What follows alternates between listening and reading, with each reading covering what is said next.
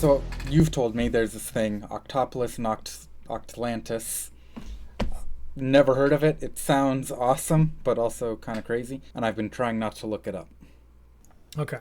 To introduce it to you, Octopolis and Octlantis are two non-human settlements occupied by gloomy octopuses in Jervis Bay, which is on the south coast of New South Wales, which is in Australia.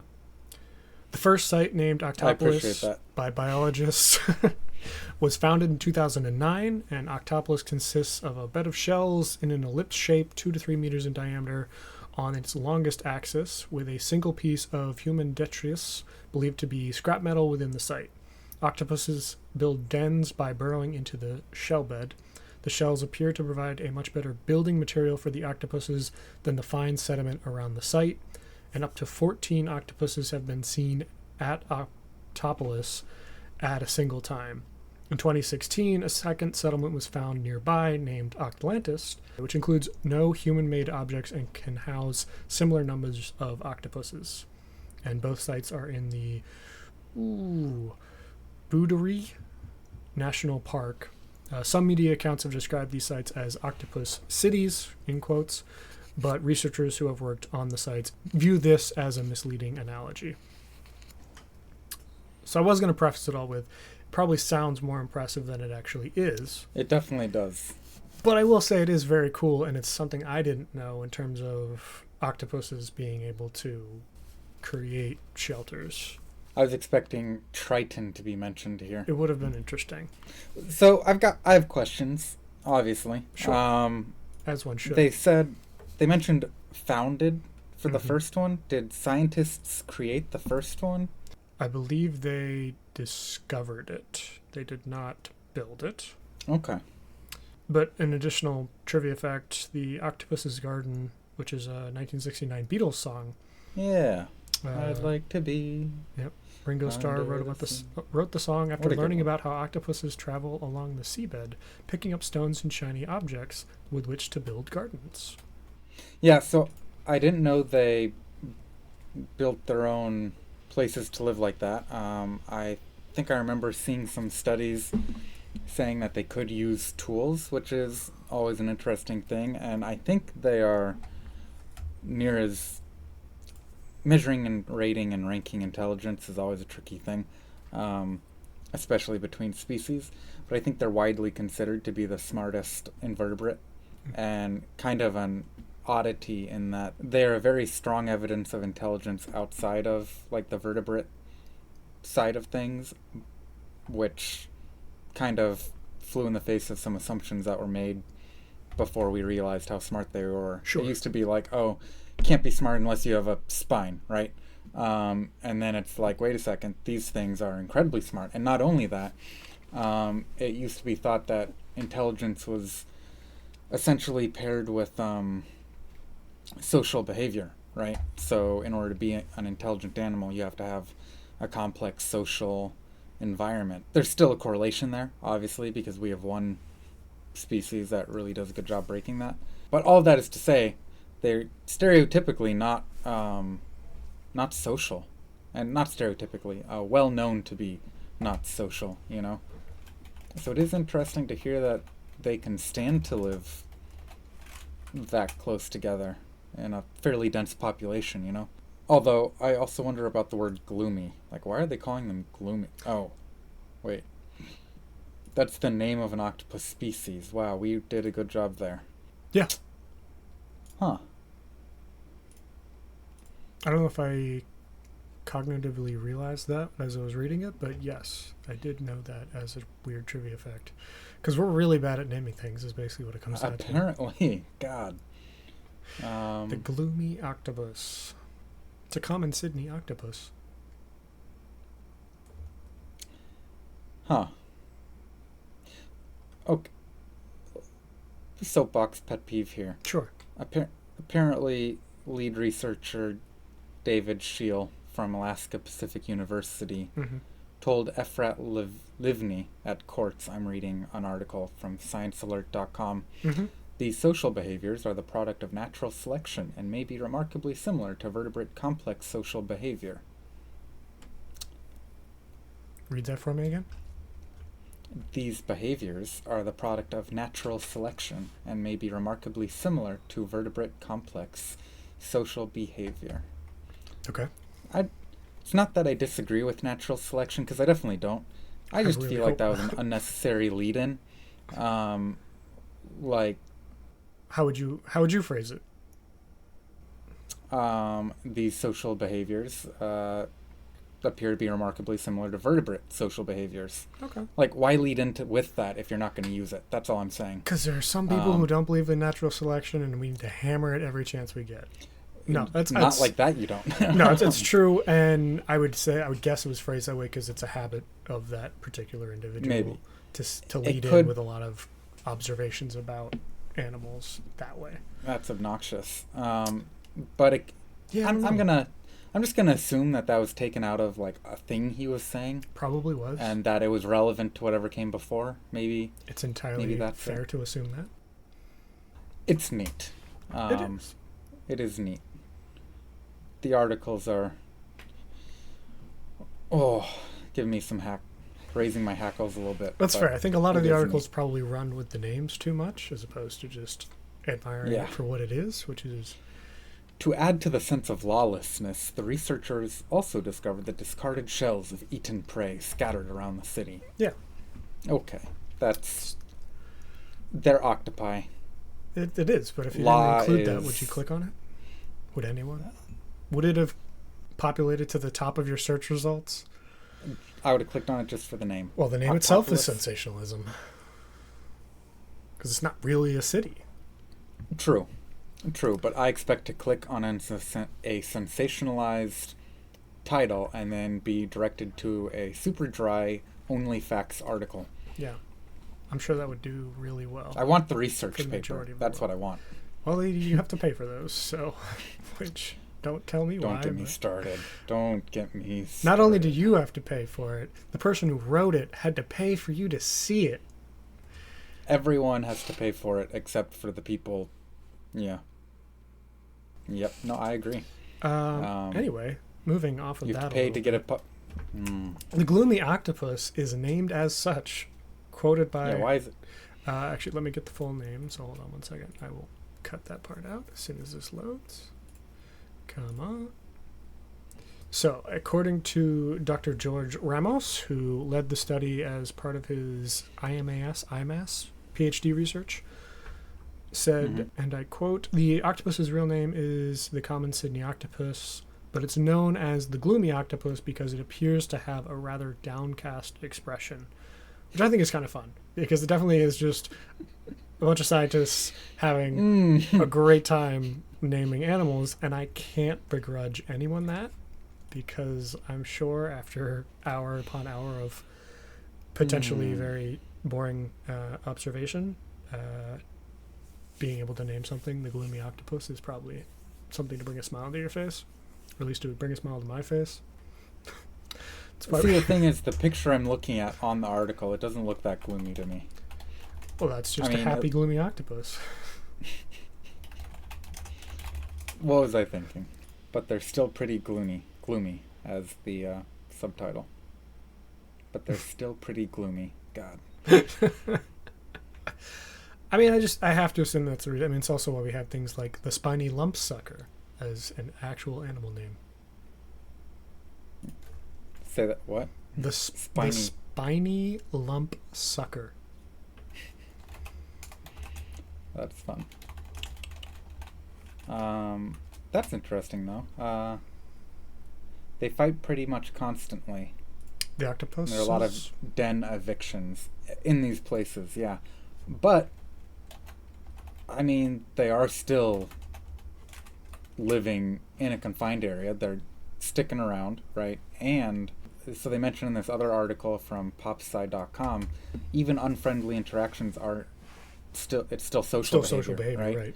And we assumed they were basically entirely antisocial. Yeah. That's pretty cool. I think it's very intriguing. Yeah, and I mean, as smart as octopi are, if they learn how to work together, we could be in trouble. We could be in very... I mean, that's true of many species. Not like next year. Not next year or anything, but I mean, give it 100 or 200. I won't have to worry about it, so what do I care? Kidding. Yeah, if I learned nothing else, it's that both octopi and octopuses are acceptable, which I think growing up I was. When you were growing up, that might have been true. Well, I don't know if I was being lied to or if that just was true at the time, but I'm on board. Let's get back to octopuses.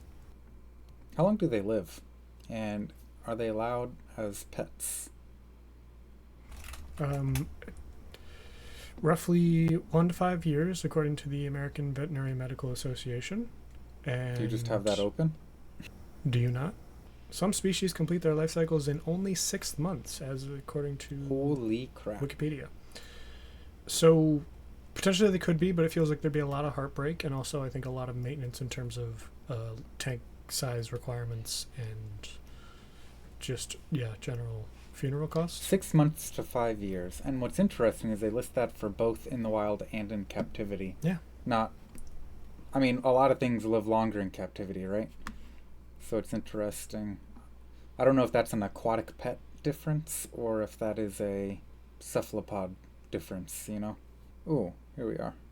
Their generally short life expectancy is due to similarity. What's that? Each individual mates once in their life and dies shortly after. Still, you'd think the ones that, again, never mated might live longer, like an agave or I'll come back to that. A species is considered simulparious if it is characterized by a single reproductive episode before death. Yeah. So we are iteroparous as humans. Yep. Interesting. I'm sorry, agave? I think it's agave. Yeah. What about agave? They live and they live and they live, and then they send up a center stalk to create seeds and disperse them, and then once that center stalk goes up, your plant is done for. Yeah, nope, that seems fairly accurate. Depending on the species, a flowering agave stalk can reach heights up to 40 feet, according to A to Z plantlady.com. Some of them are pretty damn impressive. Like the giant ones out in, I think, Africa. Is there a way to control when it flowers? Or is it... I was trying to remember that. So, I'm sure there must be, right? If you can keep it nutritionally in a place where, I don't want to say the whole world is chemistry, because that's an oversimplification, but it kind of is, right? Like, there are chemical signals that I'm sure kick off the cascade of things that leads to a stalk. I'm sure that there is a way to stop it. Do we know how? I don't know yet. Well, according to wildflower.org, someone asked basically, I have an agave that's just starting its long flower stalk. Can I cut off the stalk before it flowers to save the plant? And the answer is no. I've heard no. Cutting off the stalk of buds before the agave blooms is not likely to save the plant. The reason century plants are called that is that it takes them up to 40 years to bloom. Not a century, though, which is stated in the answer, not by me. And the reason for that is that the agave is native to very dry and forbidding desert areas where water is scarce, the sun is unforgiving, and the soil is not much better. Every plant is driven by its own genetics to reproduce those genes. In order to do that, every plant must bloom and manufacture seeds. This takes up an enormous amount of energy. By the time you see the bloom stalk emerging, the plant is already on its way to dying. So the question is, could you cut it off not cut it off, but no. Could you perform surgery and snip it out? That's what I was going to go with. Was that not where you were going? Because that's I went to plant surgery immediately. You're saying that when it produces a stalk, it's going to produce it from a certain part. Right. Can you just remove that part from the get-go? Yes. I don't know what that part is. If that part is I don't either. Directly coming out of the taproot, then definitely not. But if it's somewhere else, maybe. I was thinking, can you just keep your plant deprived and unhappy? Oh. To get a longer lifespan. Wow, this is almost worse than plant surgery. You're like plant torture. If I keep it malnourished, it can never expend enough torture, energy. Just deprivation and enough energy neglect to create that reproduction stock. That's all. Interesting theory. I don't plan on testing either one of these because I don't think I'll ever own an agave plant. But very interesting. How does that relate to octopuses? They produce offspring once. Right. or attempt to produce offspring once, Yeah, as they the case may be. and thus concludes our brief exploration of semilparius organisms. Octopuses that reproduce enter into senescence. It is not a different life stage, but the precursor of their deaths. They lose appetite and behave erratically, endangering and damaging themselves. After your octopus reproduces or attempts to reproduce, can you stick it on drugs to to make it so that doesn't happen? Like, if that's how they kill themselves afterwards, and it's not like not just their body failing on them, if it's a like dementia or something, then can you? I don't know. I wonder. That's a good question. This would only be the latest experiment in the long line of giving drugs to animals. That's true. There is a long history of that. That deserves its own episode, actually. To contextualize that for everyone, senescence, the just biological definition according to Google, is the condition or process of deterioration with age. Now, what I'm curious about is is it because they're reproducing, or do they just age, reproduce, and then begin senescence at essentially... They just happen to line up? Right. Do they happen to line up, or is it specific, or is their senescence activated or caused by reproduction? This kind of implies to me that it's activated or caused by reproduction, which isn't crazy. I mean, there are a lot of neuronal and hormonal cascades that happen after reproduction for like all across the animal kingdom. But man, is that odd. Senescence is a normal stage of an octopus's life cycle that often occurs before death. Some of the following symptoms typify it: lack of feeding, retraction of skin around the eyes, uncoordinated movements, increased undirected activity, and white unhealing lesions on the body. That's disturbing. Senescence is not a disease or a result of a disease, although diseases can be a symptom of it. Both males and females go through a senescent stage before dying. The males after mating, the females after brooding eggs and after the eggs hatch. There are many aspects of octopus senescence that have not yet been studied.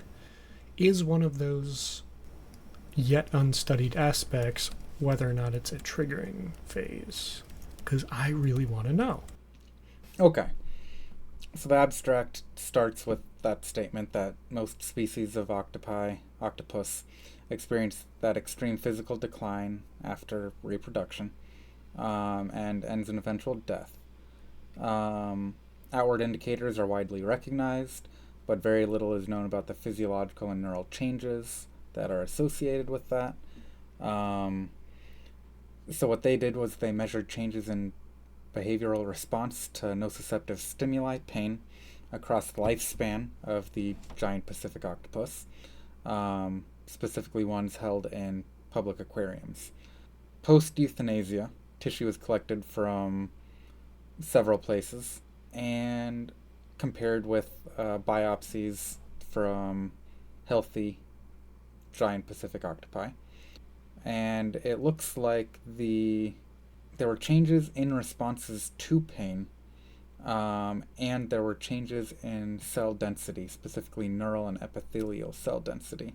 Neural one makes sense. Those are the ones that will feel pain and whatnot, and that could suggest, this is me going off away from their abstract now, if their peripheral nervous system, right, the sensory nerves are dying off and at a lower density, then maybe it's their entire brain, all their nerves dying off. That could lead to some of the other erratic behavior things, like doing things for no reason. That's fair. And certainly not for me, but for everyone else out there. The epithelial means relating to or denoting the thin tissue forming the outer layer of a body's surface and lining the alimentary canal and other hollow structures. Good enough. Yeah, no. That, yeah. I'm going to go with it. That's from the Oxford Dictionary, by the way. So I'm sure it is not all-encompassing, but just in case you need to use a compare and contrast to epithelial and neural. In captive environments, senescence may be extended longer than what may be typical in the wild, raising questions about the ethics of maintaining senescent animals in research and public aquariums. Interesting. I guess it can be extended longer because they're not going to be eaten by something because they do something stupid. I don't know. Potentially, yeah. Invertebrates are not protected by research animal welfare laws in the U.S. at the same level as vertebrates. Oh. But cephalopods are of increasing ethical concern, Aha. probably because we're realizing they're more intelligent than we used to think they were. again, it's such a tricky thing to try and measure. It is. It all is, to be fair. Though I feel like octopi have done a great job of demonstrating that they are. Yeah, I would say there's been observations made that would indicate that they're definitely Yeah. far more intelligent than we classified them as, 50 years ago. Absolutely. Yep. I can't find anything about drugging octopi, which I'm a little upset about. Why are you? Yeah. Do you have something to say? Why are you looking about drugging octopi? Well, I started by looking at octopus senescence biochemistry, but that didn't get me anywhere. Mm-hmm. So I was hoping that I could stumble into it through this other dark alley. And instead, you're just straight up filling your search history with animal drugging and specifically cephalopod drugging, which, as we've learned, is becoming increasingly problematic. So history will not look kindly upon you. That's all I have to say. Wonders of Wildlife National Museum and Aquarium was clickbait. They have an article titled "The Process of Senescence in Giant Pacific Octopuses," and then they do not get into the process. Who is the foremost cephalopod researcher in the world? Let's give them a call. Geriatric cephalopod researcher. Geriatric Researcher of geriatric octopuses. Just to be clear, I don't want an you old don't want a person who studies geriatric octopus. researcher. Right. Well, I mean, if they are, who cares? But They probably are. If they're the world's foremost, I would assume they have to be, because that means they're old Fair. enough that problematic research wasn't a thing. So they've done all the studies. Or old enough that they've just accrued that knowledge. They're the equivalent of a cephalopod Nazi. Oh God, maybe, but not necessarily. Well, I gotta say, a little disappointed about the research on octopuses. God, Octopi or octopuses are both acceptable. octopus species and their settlements, which I wish were bigger and slightly industrial. But who doesn't? If you came here to find that there's an actual octopus Atlantis with hundreds, if not thousands, of octopi and octopuses swarming Then around, you're you're going to be very disappointed. But if you just came here to learn that octopuses are actually far more intelligent than we as a species, you thought they were, I think you'll be pretty impressed.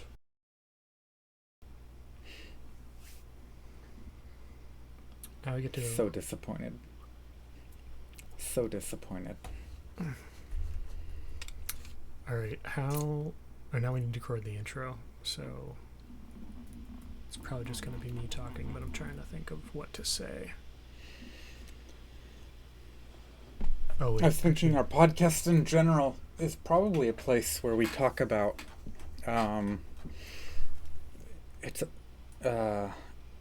absolutely ridiculous things with way too much seriousness or in way too serious a manner, and then maybe too serious things with maybe not enough seriousness. I don't know if that could be worked into an overarching